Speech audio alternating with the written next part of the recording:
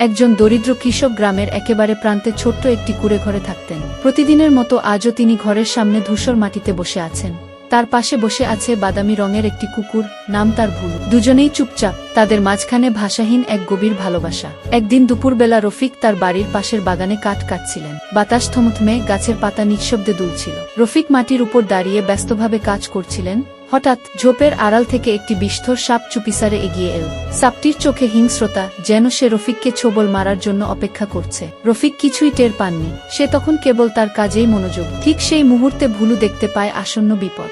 এক সেকেন্ড সময়ও নষ্ট না করে ভুলু ছুটে আসে, গর্জন করে, ঝাঁপিয়ে পড়ে সাপটির উপর। শুরু হয় ভয়াবহ লড়াই। ভুলু তার সমস্ত শক্তি দিয়ে সাপটিকে কামড়ে ধরে। সাপটি ছটফট করে, কিন্তু শেষ পর্যন্ত মাটিতে লুটিয়ে পড়ে, নিশ্চল, মৃত।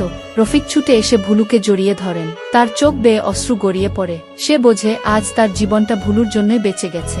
ভুলুর মুখে ক্লান্তি, কিন্তু চোখে প্রশান্তি। সে জানে তার কর্তব্য সে পালন করেছে। পশুরাও ভালোবাসতে জানে। তারা কথা বলে না, কিন্তু তাদের কাজেই প্রকাশ পায় ভালোবাসা, আনুগত্য ও আত্মত্যাগ। মানুষের সঙ্গে পশুর বন্ধুত্ব হয়তো নিঃশব্দ, কিন্তু সেটাই হয় সবচেয়ে নিঃস্বার্থ, সবচেয়ে খাঁটি।